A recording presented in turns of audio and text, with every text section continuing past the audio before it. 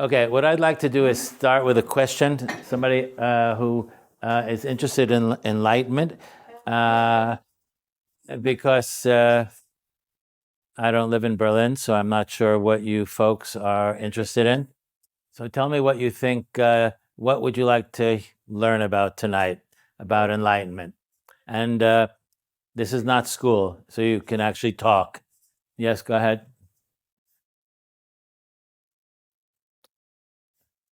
Define enlightenment. Okay, well, you can't define it in words. Uh, you can only have a direct experience of it to know what you're talking about. And there are levels of enlightenment. Okay.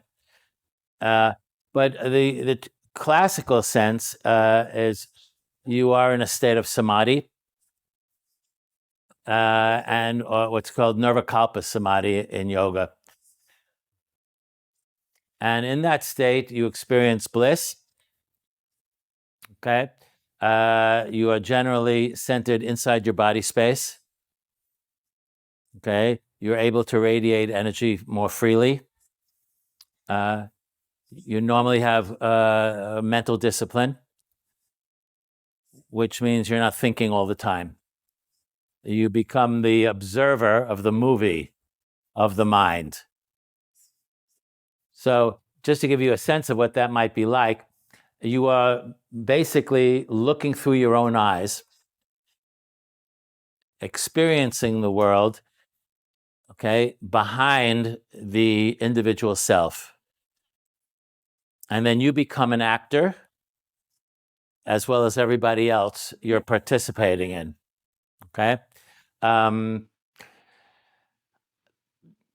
Beyond that, there's all kinds of definitions and words. None of that makes any sense. What would be better is if I demonstrated it. Okay. What? Yeah, demonstrate it. So who wants to be enlightened? You do? Okay. So what we're going to do is we're going to try to bring you into a state of bliss.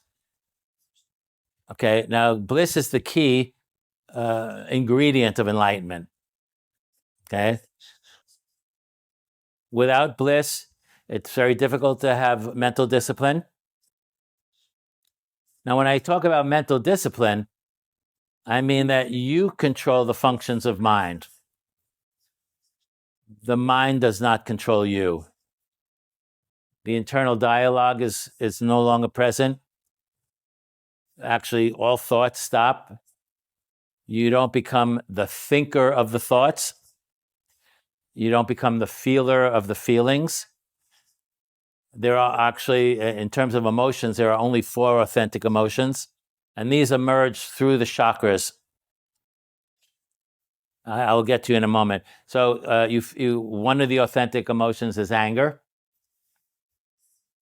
Now, you have to separate anger from being right. Anger is authentic anger emerges when a relationship is disrupted or intimacy is disrupted. As soon as you're trying to prove you're right and whoever you're angry at is wrong, then you're not dealing with authentic anger anymore. Okay? Now, what do I mean by that?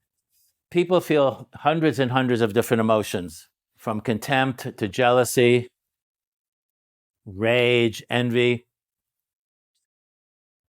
These are not authentic emotions. These are projections from outside of your field that has entered your field. You become attached to them and you believe they're your own emotions. And then you justify it, because your boyfriend just kicked your cat, so you have the right to be angry with them. Now, a true master, someone who is experiencing their bliss, will recognize the thought before it enters their field.